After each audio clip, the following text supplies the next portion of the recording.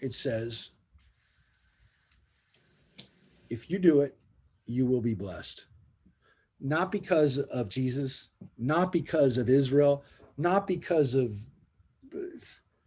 politics, not because of a president, not because of a political party, but because God blesses you if you do it. You read it. And that's why I think it's so important.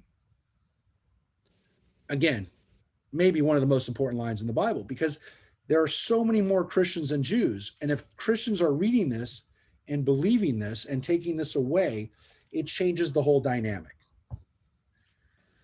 Now, I was studying this portion with our Zion class earlier today with our 12 and 13-year-olds. And I have some really bright kids in that group.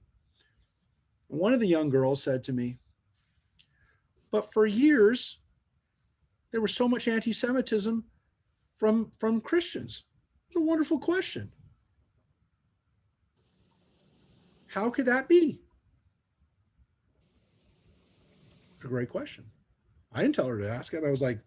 I said, I was just going to talk about that. I was just going to tell you about this because we're reading this and I want her to see it. And I want her, all the kids to understand why it is that they'll have Christians come up to them and tell them these things.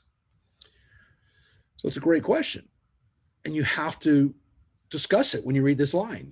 We as Jews can't read this line and say, well, what about this part? What about the downside? What about the other side? Well, there is an answer for it, which is, yeah, for centuries, Christians read other parts of, especially the Christian Bible, that are somewhat anti-Semitic, and they read those parts, and they studied those parts.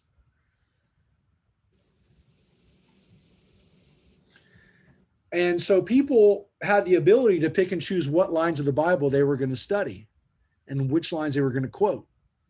And there are parts of the Christian Bible where Jews get condemned. And so there is a problem there.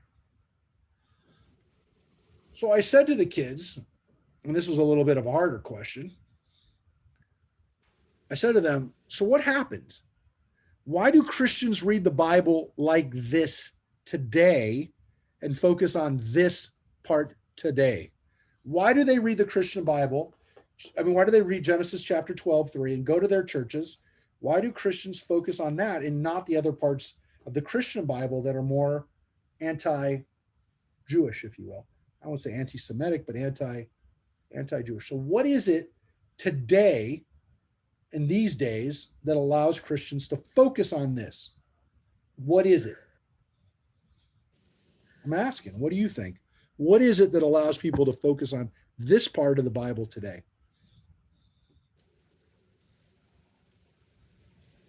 Anybody? Why can they bless us today and not worry about cursing us or reading some of the more anti-Jewish lines of the church took it out. The Catholic Church had flat out anti-Jewish lines in their liturgy. It's gone. How does that happen? What happened? By the way, again, it's based on history. It's based on the last 70 years. Anybody? Well, if you're talking about currently we are making peace in the Middle East, peace with the United Arab Emirates and other Mideastern countries. Correct, but step back a second, because the Muslims aren't as concerned with this as we are. There's Christians. You're right, but you just jumped over the whole thing. Oh. It's Israel. It's Israel. The existence of Israel allows Christians to quote this line and focus on this line. Oh. That's what happened. So people go, well, what happened to the Holocaust? Well, the Holocaust, to some extent, was the realization of the anti-Semitism of the church. Again, I'm not saying the Holocaust was perpetrated by Christians, hardly, but they were following up on anti-Semitic tropes that were part of the church for literally for 2,000 years. It's not was not an accident that the Crusades and the Inquisition and then the church and Christians could participate in the obliteration, the genocide of the Jewish people. So we knew what could happen on the other side when people read the Bible and said, curse the Jews or damn the Jews. Israel made people reevaluate this line. And it really has been, I would say, especially in the last 40, 50 years. Because what happened is this, and it's not because Israel is, I'm not saying it's because Israel's perfect, and I'm not saying it's because Israel is democratic and Israel has this amazing technology and has all the wonderful things that it has. All that's true. I mean, Israel has a wonderful friendship with the United States. All that's true. That's not the point. The point is that Americans, many people in other countries who have eyes and a brain, see what Israel has done in the last 70 years and says, that is nothing short of a miracle. This isn't just historic. This isn't normal. This isn't scientific. Something that almost goes against rational thought has happened in Israel. You can't look at it and just go, that's an accident. You can't. And so people look at that and go, it's amazing. It is literally, God must be blessing these people. So what Israel did is it turned this blessing into a reality by saying, oh, God must be blessing the Jewish people. Look at Israel.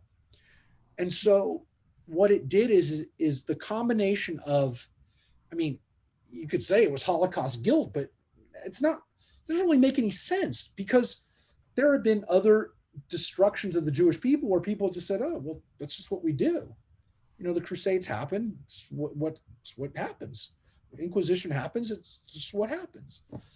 People, the whole dynamic just completely shifted.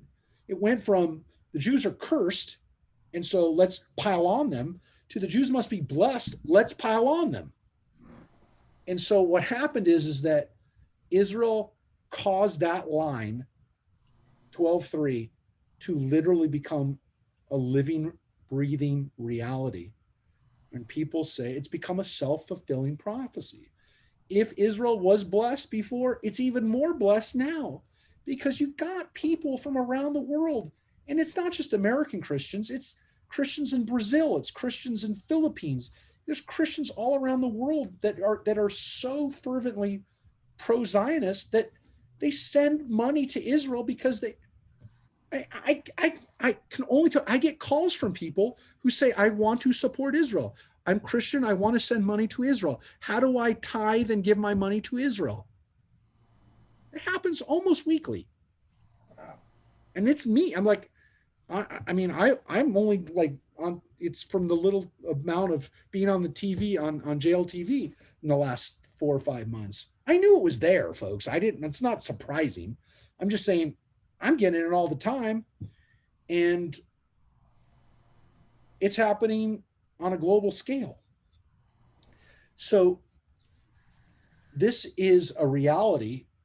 And think about how much money Israel gets from people, how much support Israel gets, how much good feeling Israel's getting from people who are doing it because of the Bible. And you can say whatever you want about, well, that doesn't make sense. It doesn't, it's self-fulfilling. It's all fine, but it's a reality. Okay. And I don't look a gift horse in its mouth. I also believe that it's a wonderful thing.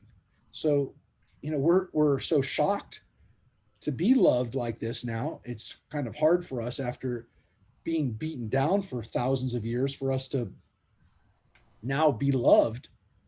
But we are loved, and we are blessed by Christians today. So it doesn't mean that it's always a healthy relationship. It doesn't mean that it's always mutually helpful relationship. I'm not blowing it out of proportion. I don't want everybody to go, he's now, supporting Pat Robertson. That's not what I said. It's a reality. I want you to understand it. And I want you to understand that it's very real, this line. Genesis 12:3. And if you put in Genesis 12:3 and do a search, you could read stuff for the rest of your life of different articles and different quotes and different people quoting this part of the Bible. So it's so, so important today.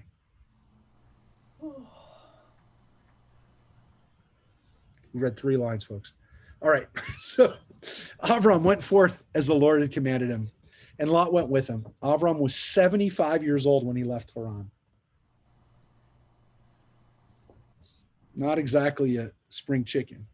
75. Now we know he lives a lot longer. He lives about 100 more years, but at the very least, he's middle-aged when he starts the journey, folks. He's not a kid, which teaches us, of course, you're never too old to start a new chapter of your life.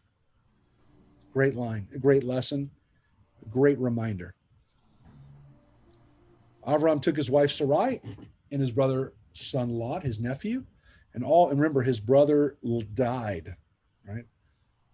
His brother Haran died, and he took on Lot as his adopted son. And all the wealth that they had amassed and the persons that they had acquired in Haran, and they set out for the land of Canaan. And by the way, we don't know what it means, the persons that they acquired. On the face of it, it could be these are slaves. The rabbis didn't interpret it that way. The rabbis interpreted it that they already started, Avram and Sarah were already getting converts to Judaism before they even left. Pretty well. When they arrived in the land of Canaan, and remember, Haran is in modern-day Syria, Avram passed through the land as far as the site of Shechem, which is in the middle of Israel. The middle of today was the West Bank, but in the middle of that area. At the Terebinth of Moreh, which Terebinth is the grove, the oak grove. It's a grove of trees. The Canaanites were then in the land. So the Bible says the Canaanites were there at the time. The Lord appeared to Avram and said, I will assign this land to your offspring. And he built an altar there to the Lord, who had appeared to him. From there, he moved on to the hill country east of Bethel and pitched his tent. From Bethel on the west to Ai on the east. And there he built an altar to the Lord and invoked the Lord by name. And Avram journeyed by stages towards the Negev. And so again, to show and I did this earlier, hopefully I'll be able to get it right away. Hold it. The journey that he makes is around the area that he it is the land that he will eventually his descendants will eventually inhabit, but at this point he's checking it out. He's checking out this land. So I will show you. This is not the map I had open earlier. It's not as good. Let me,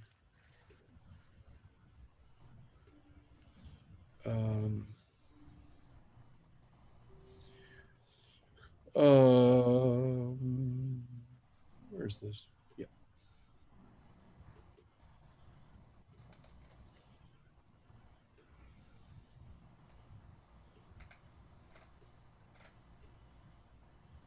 So he starts up here in Haran, modern day Syria, comes down into this area right here, which see the gray area there is the West Bank. And then he goes down here to the Negev, to Beersheba. So this was the borders of it. The green area is the borders of Israel today. So he kind of goes down here. He starts up here, goes down here, and he basically sees the land of Israel, the land that his descendants will inhabit. So he gets to see it, but he's only living in a very, very small part of the land. That's verse 9. But wait, it gets better, because now he doesn't journey in the land of Canaan anymore. There was a famine in the land, and Avram went down to Egypt to sojourn there, for the famine was severe in the land. He doesn't last very long before he has to leave the land, and he goes to Egypt. And now we're about to read this story. Again, literally 9 verses into the chapter. That's it. As he was about to enter Egypt, he said to his wife Sarai, I know what a beautiful woman you are. If the Egyptians see you and think she is his wife, they will kill me and let you live. Please say that you're my sister, that it may go well with me because of you, and that I may remain alive thanks to you. So he has to get her permission to go along with this, but you can see he's very worried about it. When Avram entered Egypt, the Egyptians saw how very beautiful the woman was. And by the way, she was in her mid 60s, folks. If he was 75, and he was probably a little older by, I guess, maybe by the time they made it down to Egypt, she's 10 years younger than him. She's must be a very attractive 65-year-old woman. Plus, Pharaoh's courtiers saw her and praised her to Pharaoh. And the woman was taken into Pharaoh's palace. And because of her, it went well with Avram. He acquired sheep, oxen, asses, male and female slaves, she-asses, and camels. But the Lord afflicted Pharaoh and his household with mighty plagues on account of Sarai, the wife of Avram. So here we have the word mighty plagues hitting Pharaoh and his household. It's a little bit of a foreshadow, if you'd say, right? Not a coincidental phrase. And Pharaoh sent for Avram and said, what is this that you've done to me? Why did you not tell me she was your wife? Why did you say she is my sister, so that I took her as my wife? Now here is your wife, take her and be gone. And Pharaoh put men in charge of him, and they sent him off with his wife and all that he possessed. So there definitely seems to be a weird foreshadowing to what happens when Israel goes down to Egypt. So there's the story. Our ancestors, especially the rabbis, don't want us to think that Avram did anything wrong in that scene. I'm not 100% sure he didn't. I would say some of the rabbinic text on this treatment is that he didn't have faith in God, and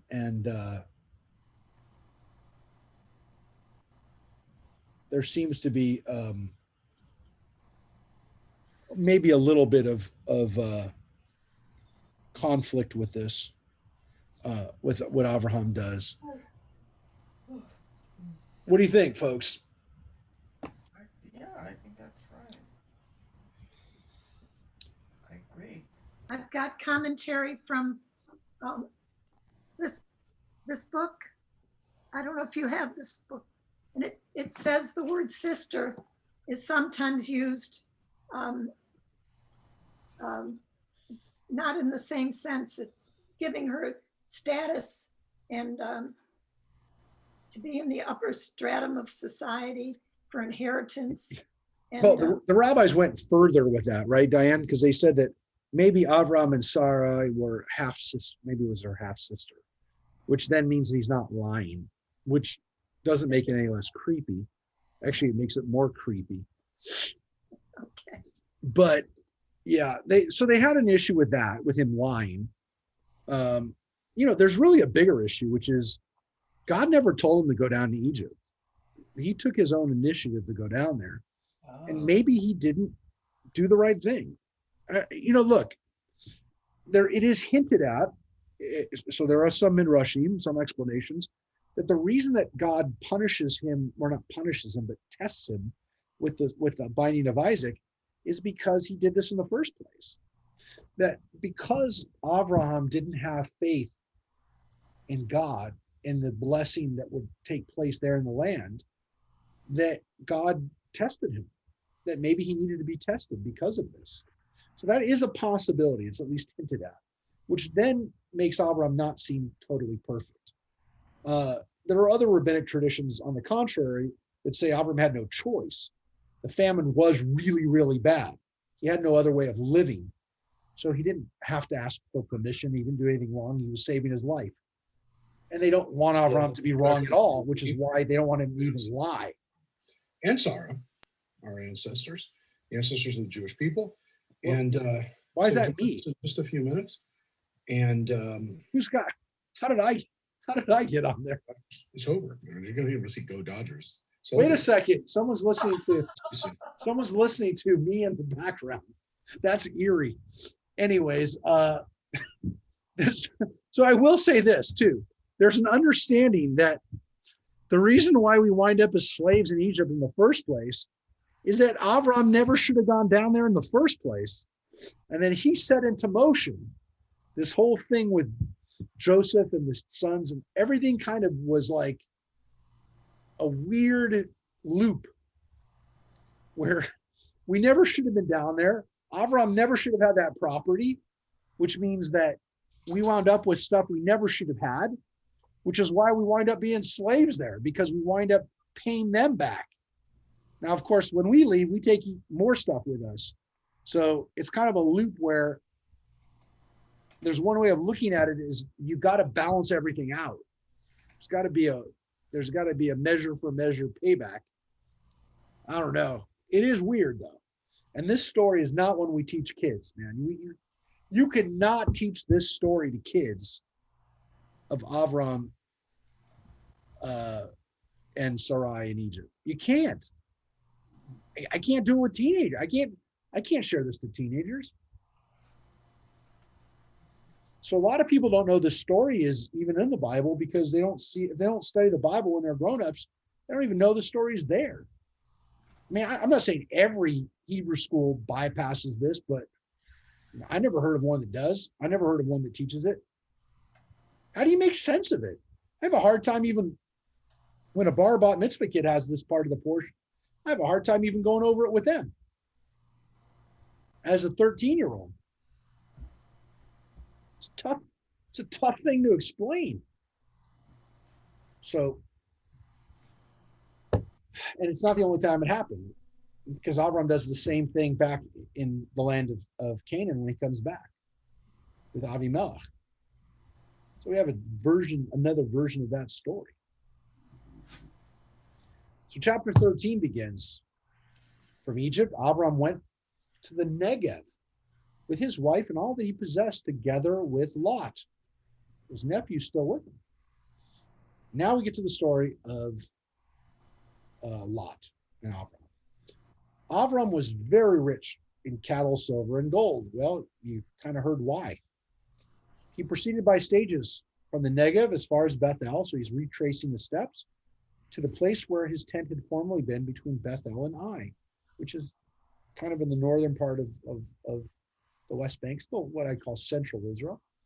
The site of that altar that he had built there at first, and there Avram invoked the Lord by name. Lot, who went with Avram, also had flocks and herds and tents, so that the land could not support them staying together, for their possessions were so great that they could not remain together. And there was quarreling between the herdsmen of Avram's cattle and those of Lot's cattle. The Canaanites and the Perizzites were then dwelling in the land. Avram said to Lot, "Let there be no strife between you and me, between my herdsmen and yours, for we're all kinsmen. Is it not the whole land before you? Let us separate. If you go north, I will go south, and if you go south, I will go north." Lot looked about him, and he saw how well watered was the whole plain of the Jordan, all of it. This was before the Lord had destroyed Sodom and Gomorrah. By the way, that's kind of giving away the story before we get to it. And there's a story coming up. It's next week's Torah portion. It's coming up soon, but obviously it was a big deal.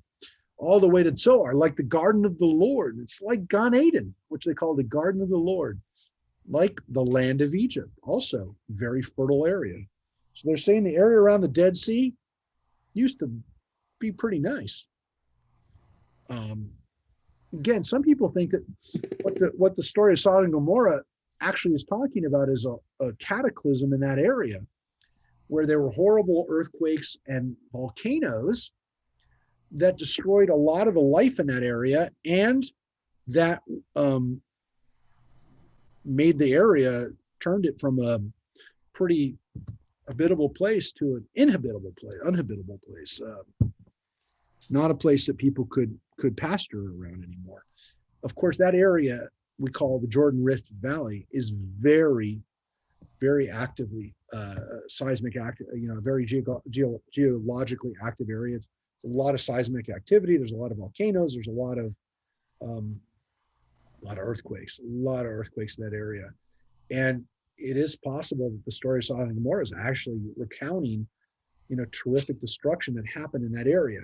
We have excavated that area quite a bit, and we have seen that there were through the archaeology that at one point there were a lot more people that did live in that area. We found cemeteries and areas where there clearly were a lot of people at one time that lived in that area around the Dead Sea. So as the area has continued to sink, and at one point there was a huge body of water in that area, by the way, too. There was at one point that area around the Dead Sea was called, geologists have named that area, the geographical area, called it Lake Lusan. And that is, Lake Lusan is, at one point, was quite large. I'll show you. Let me show you the map of Lake Lusan, or what it looked like geographically. Hold it.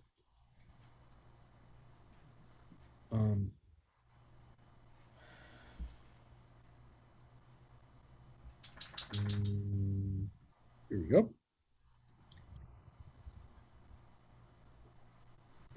So if you look at how, that's the Dead Sea, that's the outline of the Dead Sea.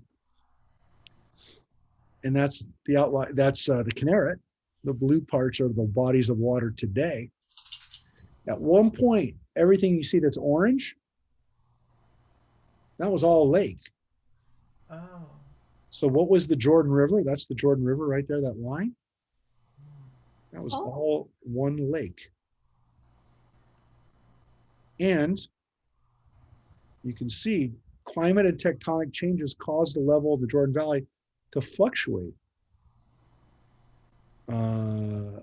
Archaeological evidence also supports these levels. It's talking about different human occupation of those areas. Again, we can see that as the levels went down, as the Dead Sea became the Dead Sea, as this lake became this, the area became, the water was obviously highly salinated. And you can see the highest stand of the lake was about 160 meters below sea level, about 25,000 BCE. Okay. So it started to decline around 17,000, right? And so today, when we're 1,500 meters below sea level, Do you guys want to know? you can see that.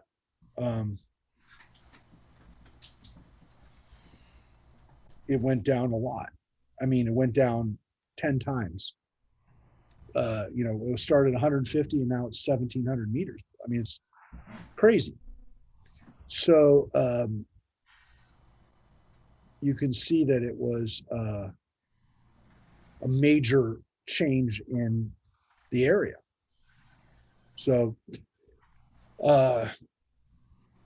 you can kind of, again, get some idea of when we talk about Sodom and Gomorrah, there's some people say it's been proven that there's a Sodom and Gomorrah, etc.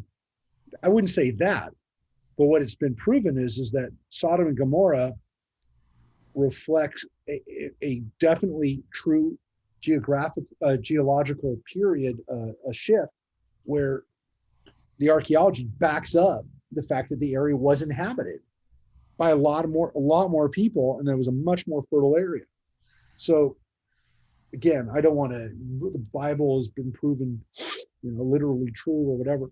This is true. I mean, there was a point in time, and the Bible is probably recounting it from a long time ago. Again, even it's prehistoric time. It's prehistoric. I mean, talk about history going back to like 6,000 BC, the earliest texts and the earliest, reports that we have that's when history starts.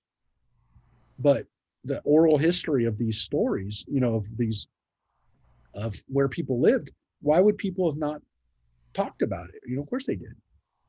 Anyways, so Lot chose to live in that area, and Avram remained in the land of Canaan, while Lot settled in the cities of the plain, pitching his tents near Sodom.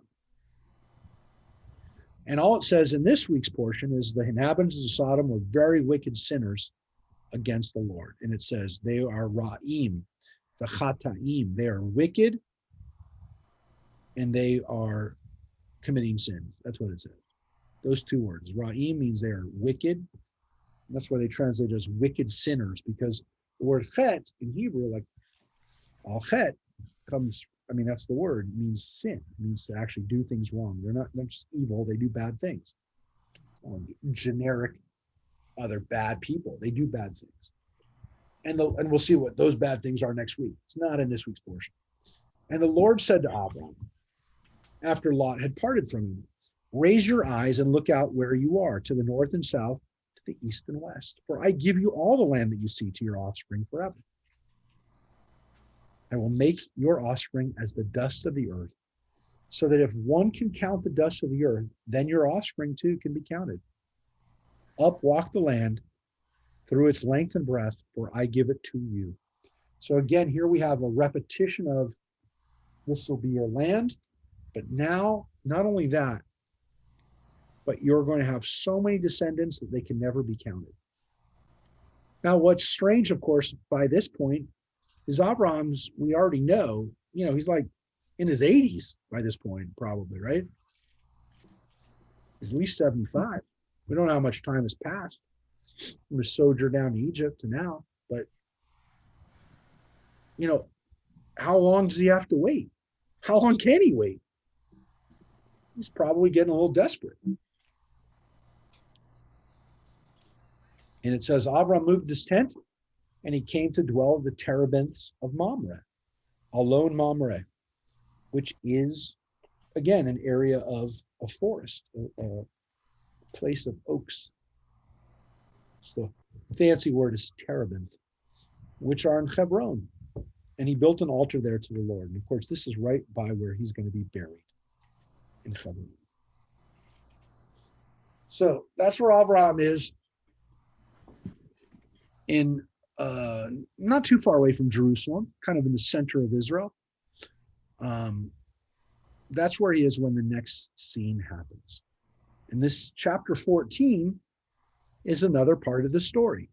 So this week's portion has Abraham getting his first mission, if you will. It has him going down to Egypt. It has him kind of coming back out of Egypt and separating from his nephew Lot, which, by the way, kind of indicates that Lot's not going to be his inheritor. It's not going to be Lot. They can't get along. His family, he's doing his own thing. And not only is he doing his own thing, he's doing his own thing right next to the sinners of Sodom. So doesn't seem to have it together, Lot. And this is important because Abraham's story could be different if Lot was the guy.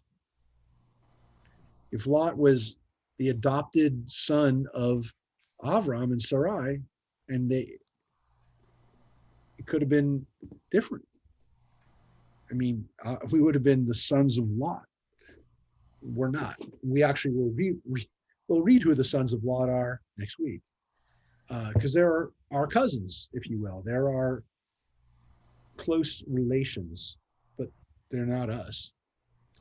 Now we come to a different story in chapter 14. So Avram getting commanded, Avram going to Egypt, Avram separating from Lot, and now the battle. It's a very strange chapter, which is not the most famous part of Avram's story, but is definitely, there's a reason for it to be here. So here we go. It says, when Amraphel, the king of Shinar, King Arioch of Elasar, King Cheder Laomer of Elam, and King Tidal of Goyim, made war on King Bera of Sodom, King Bersha of Gomorrah, King Shinav of Admah, King Shemever of Zavoim, and King Bela of Zoar. So this is the famous battle of 4 kings versus 5 kings. The 5 kings are the kings of the plains, the cities of the plains, Sodom and Gomorrah being the most famous, but they're not the only cities on the plain. There's also Admah and Zavoim and Zoar. That's the area around the Dead Sea. The kings of the east are from Shinar and El Asar and Elam and Goyim. Again, Goyim is the same word we have for nations, but it seems like at one point, like there was a place called Goyim. These kings from the east come and make war against the kings in Canaan, the Canaanite kings. The war of the 4 versus the 5 is sometimes called. All the latter joined forces in the valley of Siddim, which is at the Dead Sea. It says the Yam HaMelach, the Dead Sea, the sea of salt. 12 years they served Cheder Laomer. In the 13th, they rebelled. In the 14th year, Cheder Laomer and the kings who were with him came and defeated the Rephaim at Ashterot Karnaim, the Zuzim at Ham, and the Emim at Shaveh Kiriatayim. So it says that Cheder Laomer and the other kings went to war against the people that were living in Canaan who had rebelled.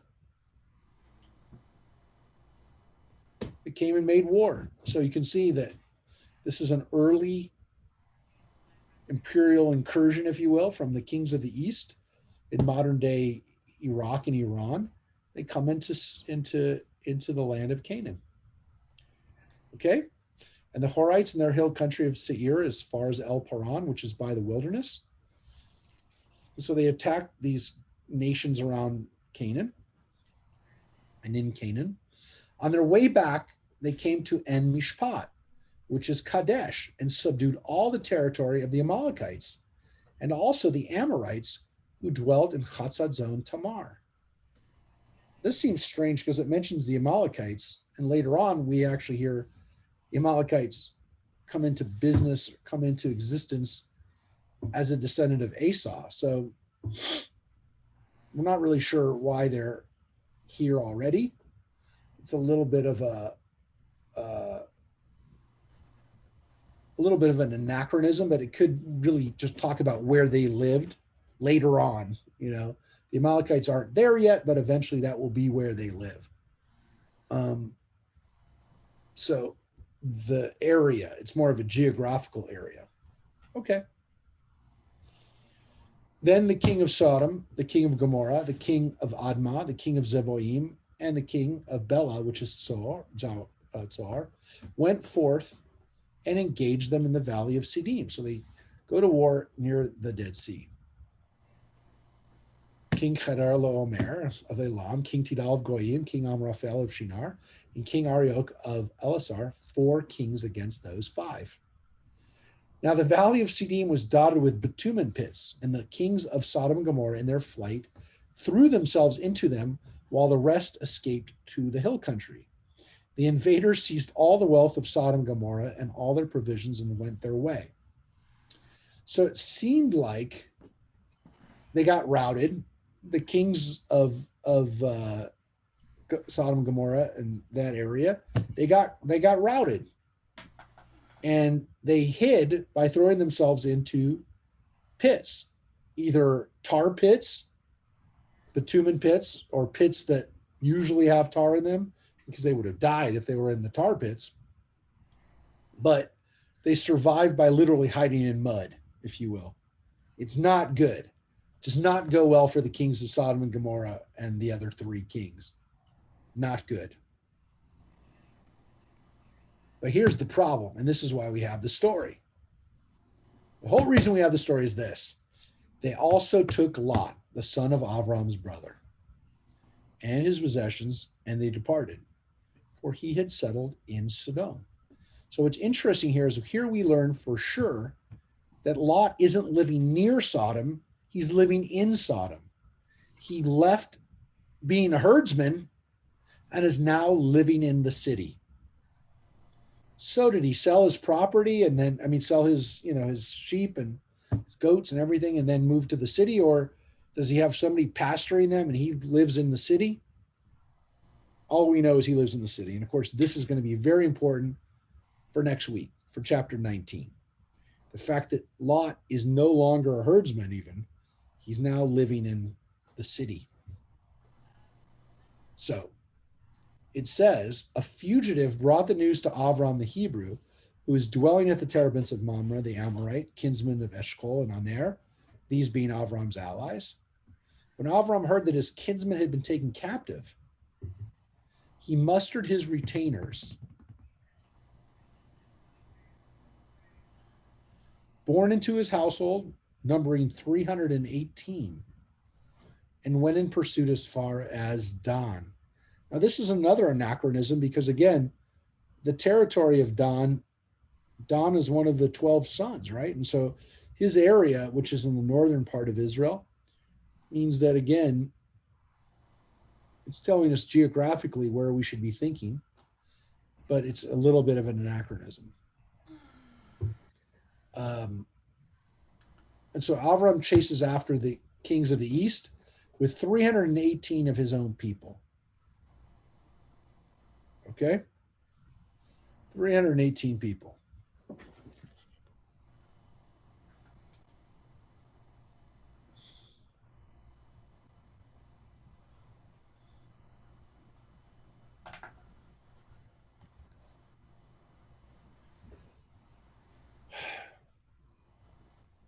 Now, here's the weird part of the story.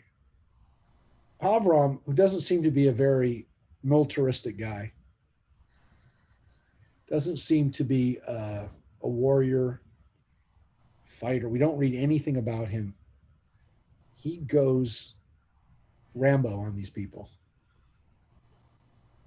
At night, he and his servants deployed against them and defeated them. And he pursued them as far as Hovah, which is north of Damascus.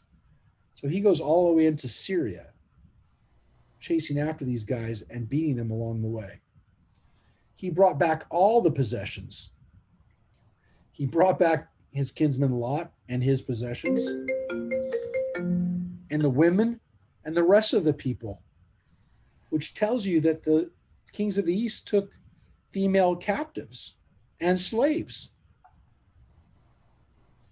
When he returned from defeating Cheder Laomer and the kings with him, the king of Sodom came out to meet him in the valley of Shavet, which is the valley of the king. And King Melchizedek of Salem brought out bread and wine.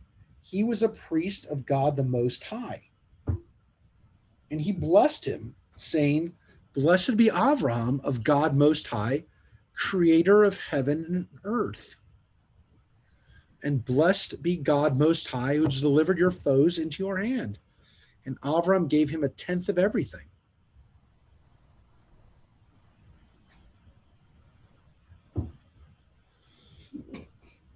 Who is this guy? Who is Melchizedek? Who is he? We don't know. That's Harvey, I think. We don't know who Melchizedek is. The name literally Melchizedek means king of justice, king of righteousness. But he seems to be some kind of priest of God. He's priest of God. It says El Elyon, God the Most High, which is why they translated it God the Most High, creator of heaven and earth. So were there already people worshiping God before Avram?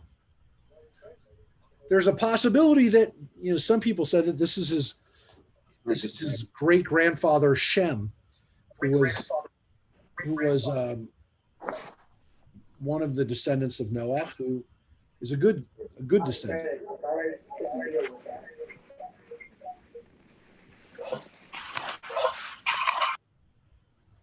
So that's a possibility.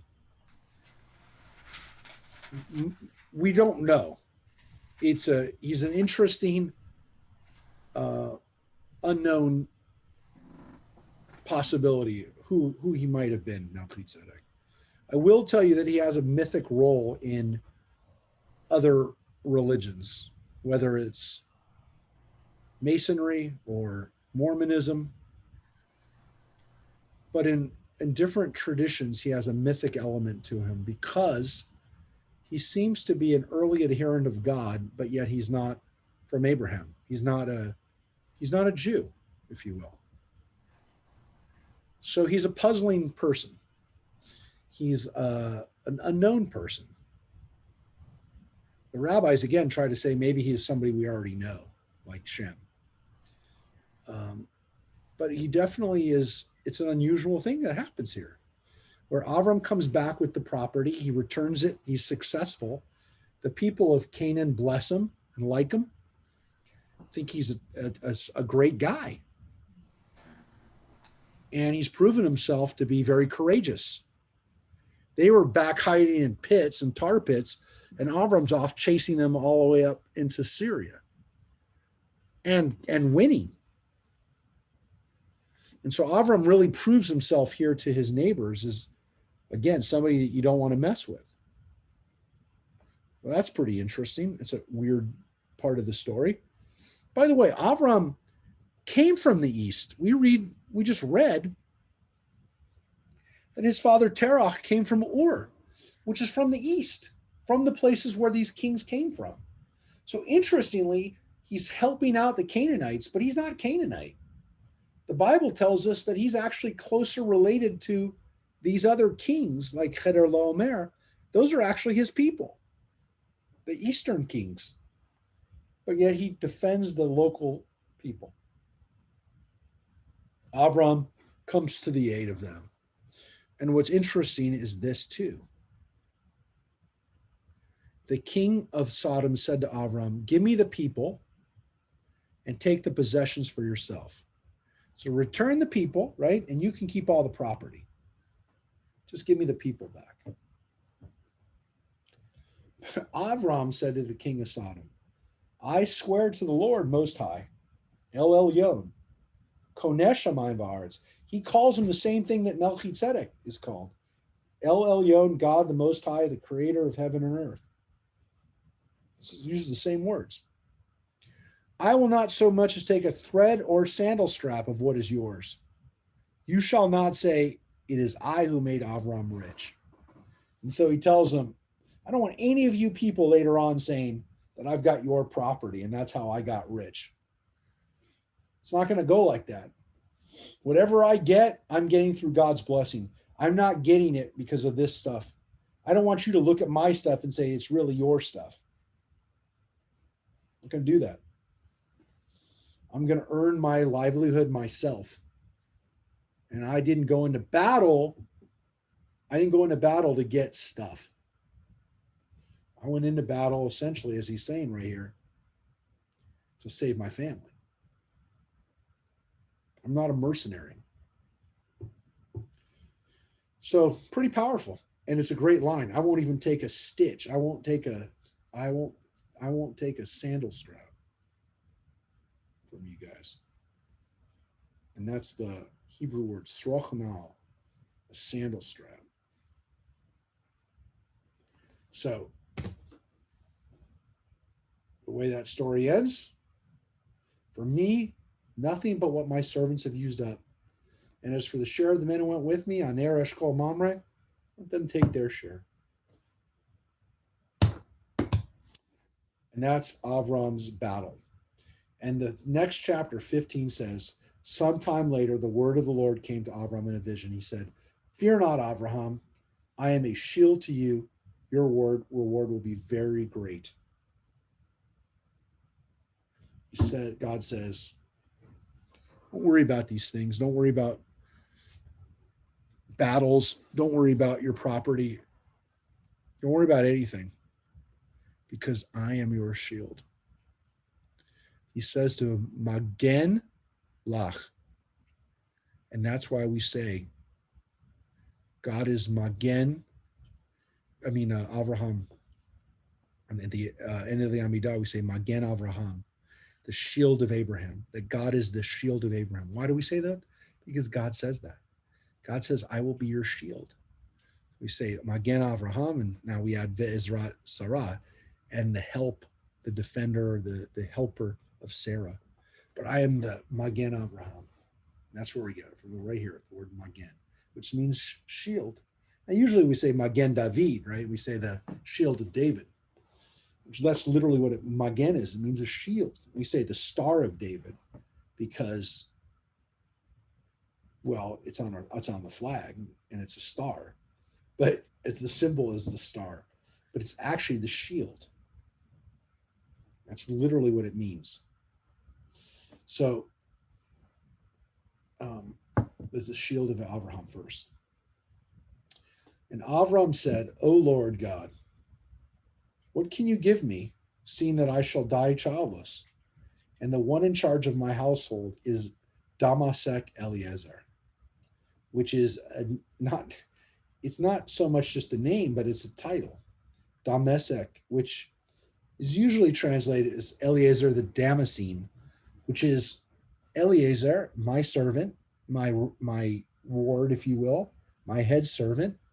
He's from Damascus, which is in modern day Syria. And so God's saying, I'm going to make you, I'm going to give you a great reward. And Avram says, you talk about, Avram's turning it on God. God, you say you're going to make my name great. You're going to make my reward very great. You're going to do all these great things. I don't have a kid yet.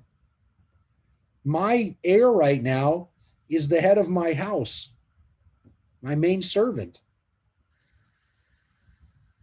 He says, Avram said further, since you've granted me no offspring, my steward will be my heir. He'll get my inheritance. And the word of the Lord came to him in reply, that one shall not be your heir. None but your very own issue shall be your heir.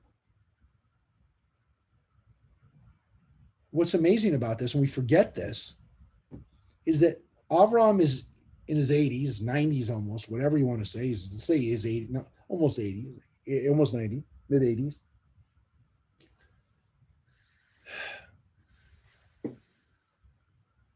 And the only people he's had that could potentially be his heirs are his nephew Lot and now Eliezer. So he's had two opportunities that so far already that could be his heir. And God says, no, it's not this guy. Now we know, and we're about to be informed of the next guy, who's Ishmael. And this is the next part of this that we're going to get, which is Ishmael is also essentially, he's going to be told the same thing. Ishmael is not your heir. But it's a little confusing for Abraham because God has said, you will have an heir and he'll be your child. So you could say, well, Ishmael's getting pretty close, fulfilled that requirement that it actually is my heir. And here, once again, God is going to say this to Abraham. Look outside. Took him outside. Look at the heavens and count the stars. If you can count them, he added, so shall your offspring be. He said, look at the sand Now look at the stars. That's how many you're going to have. They'll be your descendants. And because he put his trust in the Lord, God reckoned it to his merit. And he said to him, I am the Lord who brought you from Ur of the Chaldeans to assign you this land as a possession. And he said, O Lord God, how shall I know that I am to possess it? He answered, bring me a 3-year-old heifer, a 3-year-old she-goat, a 3-year-old ram, a turtle dove, and a young bird. He brought him all these, and he cut them in two, placing each half opposite the other, but he did not cut up the bird. Birds of prey came down upon the carcasses, and Avram drove them away. And as the sun was about to set, a deep sleep fell upon Avram, and a great dark dread descended upon him. He didn't just go to sleep. This is the kind of sleep that you don't see a lot in the Bible. This is a tardema. You very rarely see it. You see it when Adam goes to sleep and God pulls out a rib from him, makes Eve. That's tardema. So it's almost like a coma. We also see it, as I pointed it out a couple weeks ago, we see it in the story of Jonah when he goes into the hold of the ship and he goes into a tardema. It's a very unusual word for sleep. It doesn't happen but a few times in the Bible. And it's not just a sleep, it seems like. It's literally like descending into almost like a coma, a dream space that almost you can't even move. But here it also says that it was scary. It says hasheka, that it was a dread, is the way they translated it. And he said to Avram, know well that your offspring shall be strangers in a land not theirs, and they shall be enslaved and oppressed 400 years. But I will execute judgment on the nation they shall serve, and in the end they shall go free with great wealth. As for you, you shall go to your fathers in peace. You shall be buried at a ripe old age. And they shall return here in the 4th generation, for the iniquity of the Amorites is not yet complete. So Avram gets this prophecy, which is that his descendants will be slaves, that they will be there for a very long time. Here it says actually 2 different things, 400 years and 4 generations.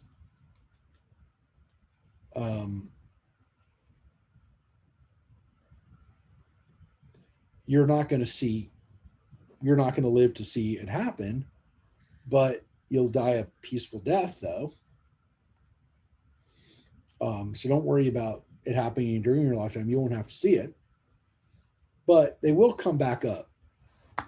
And by that point, the Amorites, which is again another name for the Canaanites, that by that point, the land will be ready for them because the Canaanites will have played out all their bad stuff will be done. Which is interesting because it seems as if to say the Canaanites are bad, but they're not bad enough yet. They're going to get there, which means it's kind of predetermined. It's predetermined that they're going to be slaves in Egypt. It's predetermined that the Canaanites are going to lose their land. And Avram knows it, which means we know it. So it's hard when you're reading the stories of Joseph and his brothers, and even Moses, then leading the Israelites out. This was already predetermined. We don't get a lot of that in the Bible, but we do have it here. Why is it here? Why does Avram know this? Why do we know this? Look, to some extent, our ancestors felt that we're part of something that was predestined. And they must have thought, look, let's look at our history up to that point. And I'm talking about 3,000 years ago. They looked at how their history unfolded and they said, well, clearly God promised Abraham he's going to have this land. He's going to have lots of descendants.